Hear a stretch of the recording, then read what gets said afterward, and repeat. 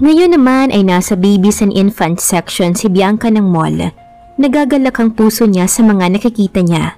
Ang cute kasi ng mga baby cribs na may iba't ibang kulay at disenyo. Papunta sa sulok na intended for newborn babies. May iilang soon-to-be parents din ang nagsa-shopping for their little ones. Ang kaibahan lang ay nandiyan ang kanilang mga partners o di kaya ay mga asawa. Inaliw na lang niya ang sarili sa pagtitingin-tingin at hindi na lang pinansin na magkakapares ang mga namimili ngayon dito. Hindi niya napigilan ang sarili at bumili kaagad ng baby mittens at socks. Ang liliit ng mga yon at wala sa loob na binayaran niya sa cashier. Hindi na mataan ni Bianca ang oras at ginabi na pala siya sa pamimili.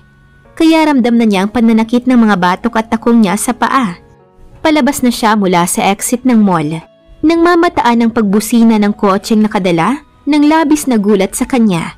Nalaglag ang panga niya at natarantang ipinuslit sa likod niya ang mga pinamili niya.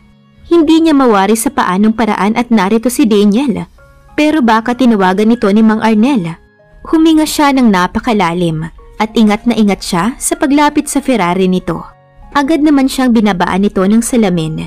Hello! Magiliw na bati niya rito. She makes sure na excited at very energetic ang boses niya. Ayaw niyang makahalata ito ng kung ano. Get in. Saka pinasadahan nito ng tingin ng buong itsura niya bago ito sumilip sa relong pambisig. Naanimoy parang tatay itong nabisto ang anak niyang gumala at ginabi na masyado. Ramdam niyang istriktong pag-uugali ni Daniel ngayon. Para itong amang sinusundo ang anak nitong tumakas para lang makagala sa mall. Natawa siya sa kaisipang yun. Hindi niya pinakitang natutuwa siya sa inakto nito. Kasi alam niyang imposibleng mangyaring nag-aalala ito sa kanya. Malayong mangyari. At alam niyang hinding-hindi mangyayari. She's just going with the flow. Galit ka na niyan? Maya-maya ay tanong niya na may kasamang pangaasar. Ano sa tingin mo? It's late at malalaman ko na wala ka sa mansyon. Ano sa tingin mo ang iisipin ng isang asawa? Saad nito sa kanya. Napatiim si Bianca sa pinagsasabi nito. Ewan ba niya kung bakit siya kinikilig? Ganun ba talaga yun?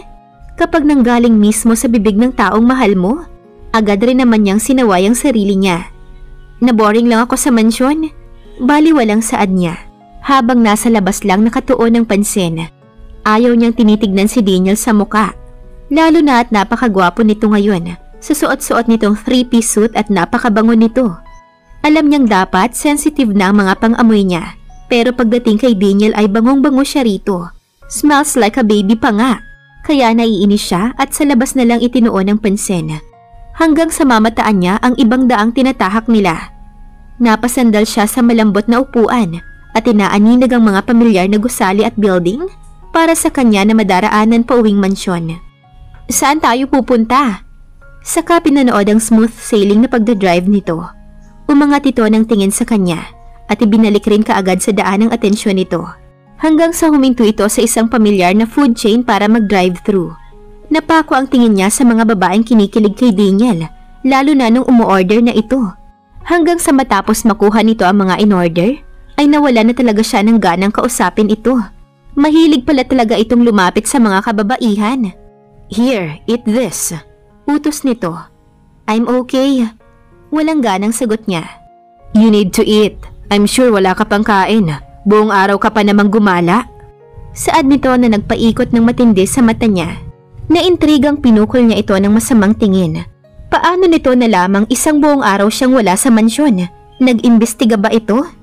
Kung kaya't kahit naaasar ay tinanggap na lang niya ang pagkaing inabot ng asawa. Kaysa naman gutumin niya ang sarili niya. It's not about her anymore. Dalawa na sila sa katawan niya, kaya kailangan niyang magpakabusog. She's excited. Napansin niyang nakamasid si Daniel, kaya napatingin na rin siya sa side nito. Pero agad itong nagbawi ng tingin, kaya itatanong na lang niya kung saang parte ng mundo sila pupunta. Nakangusong binueltahan niya ito ng masamang tingin. Saan ba tayo pupunta? You can sleep, sweetie. You'll find out tomorrow. Nakangising sambit nito. Nakakainis? Singhal niya sa sarili niya. Bakit ba siya naasar sa smirk na yun ni Daniel? Nagpapakyut ba ito sa kanya? Tumingkayad na lang siya at huminga ng malalim. Naramdaman niyang ibinaba nito ng onte ang sandalan para maging komportable ang pagtulog niya.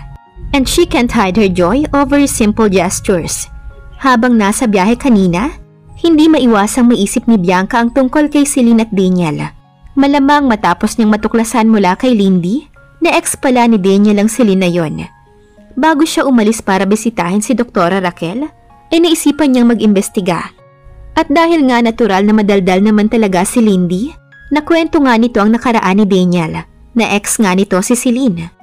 Kararating lang nila sa isang fish farm. Inumaga na talaga sila dahil totoong malayo naman pala talaga itong pupuntahan nila. Nabanggit din ni Daniel na dito daw sila magpapalipas ng 1 linggo.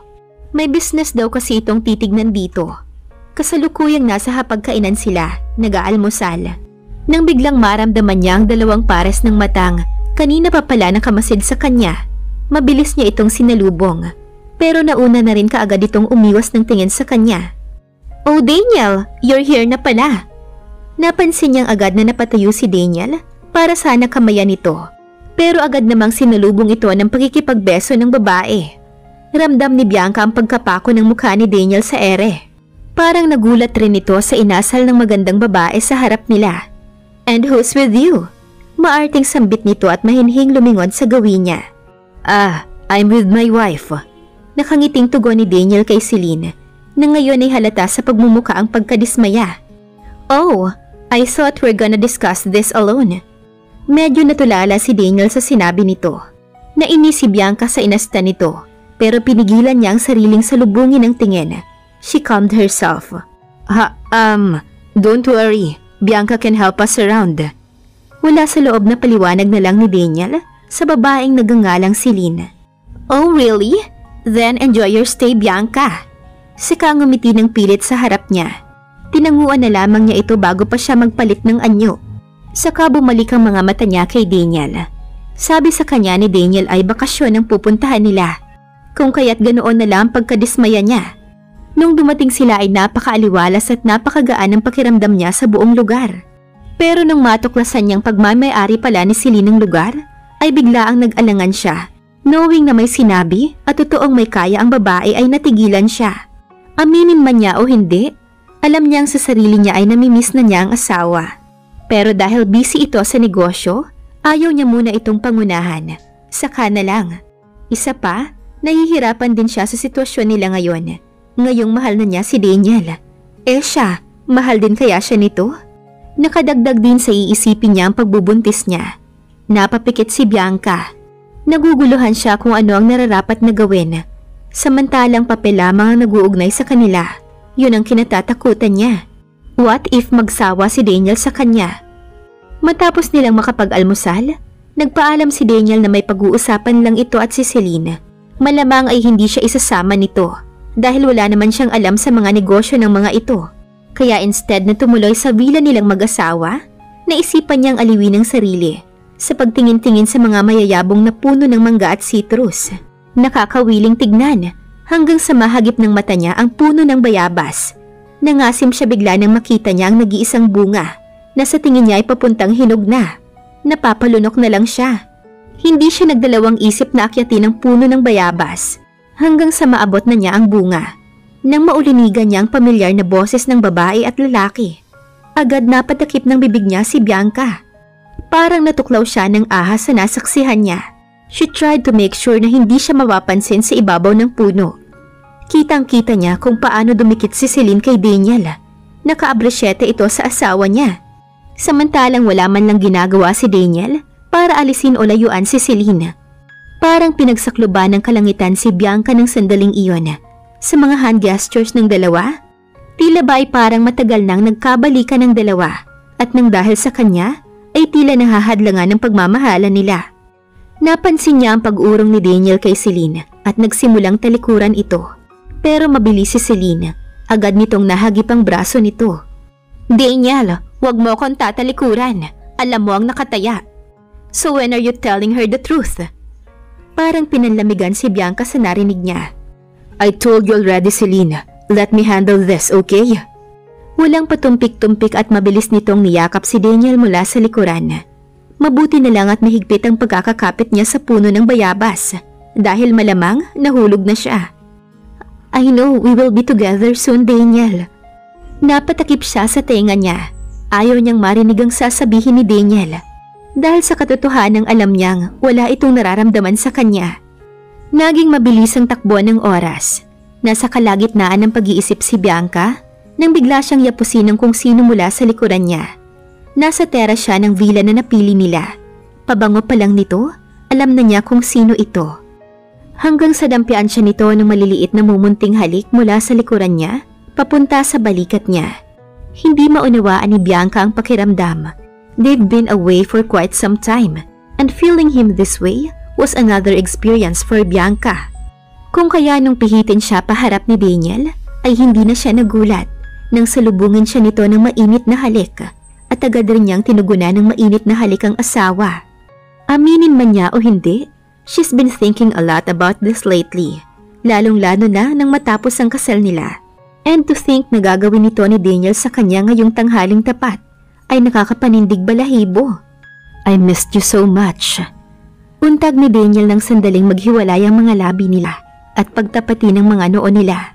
Hindi maintindihan ni Bianca ang damdamin kung bakit parang naiiyak siya. Simula nang matapos ang kasal nila, wala siyang balita sa mga ginagawa ni Daniel at heto ito ngayon sa tabi niya. Ibig sabihin, iniisip din siya nito. Parang nagkaroon siya ng kaunting pag-asa na may katugon ng kanyang pag-ibig dito. Hanggang sa naramdaman niya ang pagdama ni Daniel sa katawan niya. Parang kinakabisado nito ang lahat ng kurba niya sa katawan. Mula sa maipagmamalaki niyang maliit na bewang, hanggang sa pangupo niyang alam niyang biniyayaan siya. Nakakapanghina ang klase ng halik na pinaparanas ni Daniel sa kanya. Ngunit ilang sandali pa ay nakarinig sila ng mga katok na nagpabalik sa wisyo sa kanya. Biglang nailayo niya ang sarili kay Daniel. Agad nagtama ang paningin nilang dalawa. Para siyang binuhusan ng napakalamig na tubig. They were like teenagers doing something who is about to get caught. Pero walang nagawa ang mga katok sa binging pandinig ni Daniel. He just continued what he's doing. Pinapadama sa bawat isa ang tunay nilang nararamdaman. I love you, she said absent-mindedly. Bigla naman natigilan si Daniel. Kung maaari lang bawiin niya ang katagang sinabi niya ay gagawin niya. Kaso nasabi na niya, and kung pwede lang sanang magtago sa ilalim ng lupa ay gagawin niya. Maiwasan lang ang napakalaking kababalaghang ito sa buhay niya. Did I hear it right? Seryoso ang pagmumukha ni Daniel. Hindi niya alam kung sasalubungin nga ba niya ang titig ni Daniel. Kaya lang, mas mabilis pa sa 4:00 ang pag-iwas niya ng tingin. She doesn't have the guts para pag-usapan ng mga katagang nasabi niya. Sabay talikod niya rito. Hey Bianca! Mabilis siyang napigilan mula sa braso niya at pinihit siya nito paharap ulit. Ganun na lang ang panalangin niyang huwag na siyang usisain nito sa mga sinabi niya. Mabilis niyang binalik ang tingin dito. Bianca, ano yung sinabi mo? Titig na titig ito sa kanya. Ano kasi? I love you. Teka nga, anong masama sa I love you? She said acting like nothing happened. Like it's just a normal word sa pagitan nilang dalawang salitang yun. Which is hindi naman talaga. Never nilang napapag-usapan ng pag-ibig sa relasyon nilang papelang pinag-ugatan. Kaya ganoon ang kabang sumusulpot sa puso niya. Dahil kahit anuman ay hindi siya magiging handa sa mga isasagot ni Daniel. Unang-una pa lang, wala itong nararamdaman sa kanya. Katawan niya lang ang gusto nito at hindi siya. Yes, walang masama. But you just said you love me. Napalunok siya sa katotohanang sinabi. Higit pa sa tinamaan ng kidlat ang pakiramdam niya. It's crystal clear. Hindi bingi si Daniel. Patunay na pinahamak talaga niya ang sarili niya sa harap pa mismo nito. Ayaw niya ring isipin nitong may puwang na sa puso niya si Daniel. He might use it for his advantage. Kaya pinakalma niya ang sarili. Kailangan niyang maging klaro rito para hindi siyang maging kawawa sa huli. Nakangiting binalingan niya si Daniel. Ha? Ano ka ba? I love you as a friend yun. Ayaw mo ba nun? Na-appreciate kita? Hiya na kung hiya. Parang gusto na niyang magtago sa ilalim ng comforter at kaltukan ang sarili niya sa mga sinabi niya. Pansin niya ang panunulis ng mga mata at ang eksaktong pagtiim ng mga bagang ni Daniel. Parang natameme naman si Bianca, pero tama na ang mga nasabi niya. Ayaw na niyang dagdagan pa ang kuryosidad nito. Mabilis siyang umalis sa kama nila para mag-shower. Wala na siyang pakialam kung makita siya nito sa ganitong ayos. Sanay na rin naman siya sa mga titig na iyon ng asawa. Matapos din makapag-shower ni Daniel ay dumiretso na siya para kausapin si Celine. Maliwanag pa sa sikat ng araw ang naging contract nila sa pamamagitan ni Jason. Nang dahil sa hindi niya pagsipot sa nakaraang board meeting, mabilis nitong binalasa ang bagong partnership na gagawin ng Medrano.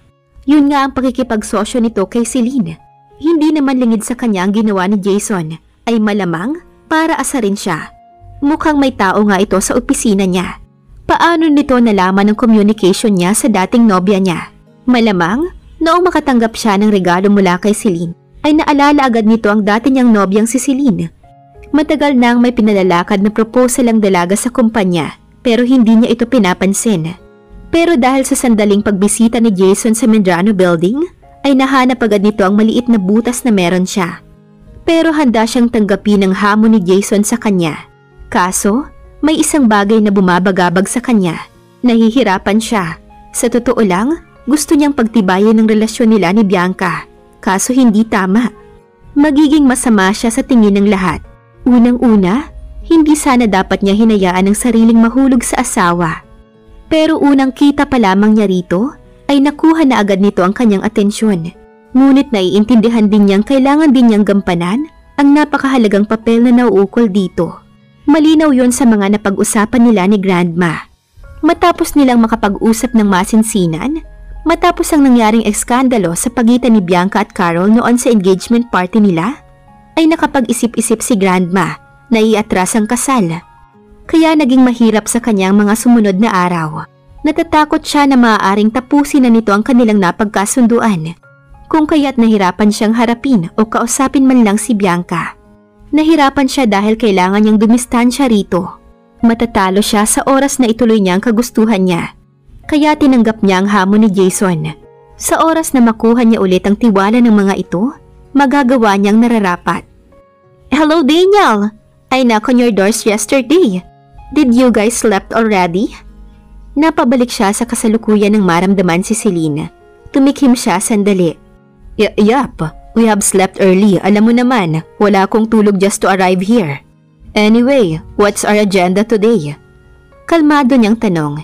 He intended to finish this contract by the end of this week. About that, have you told your wife? Straightforward nitong tanong. About, na ide-divorce mo na siya. Agad namilog ang mga mata ni Daniel at pinagmasdan ng babae ngayon ay nakaharap sa kanya. We'll talk about it later. Daniel, sabihin mo na sa kanya that you're about to divorce her. You don't love her, right? Isa pa, tutubusin kita sa lola ni... Tumigil ka, Celine. Putol niya sa dalaga na agad namang nagpatahimik dito. Kitang-kita niya ang pagkuyom ng mga palad nito. I will tell you when that to happen. For now, let's just work on this project. Saka ibanilik na niya ang atensyon sa mga papers na kailangan niyang i-review. Padabog naman na nagmarcha ito palabas ng function hall. Iiling-iling na inayos ni Daniel ang papers na tapos na niyang basahin. Alam niya, Celine is still pursuing him. Pero hindi niya mapakawalan si Bianca. May napakalaking dahilan para doon. Isa pa, responsibilidad na niya ito ngayon bilang asawa niya. And he is happy about their marriage. Kaya lang, hindi niya napaghandaan ang mga katagang sinabi nito sa kanya kagabi. Tatayo na sana siya para kuhain ng ibang papers nang mamataan niya ang pamilya na halimuyak ng rosas. Agad ay nahagip ng mata niya ang babaeng kakapasok lang ng hall. Kape, pinagtimpla pala kita. Napakatamis ng ngiti ang pinakawalan nito. Hindi maintindihan ni Daniel ang nararamdaman niya kapag alam niyang nasa tabi lamang niya ang kanyang asawa.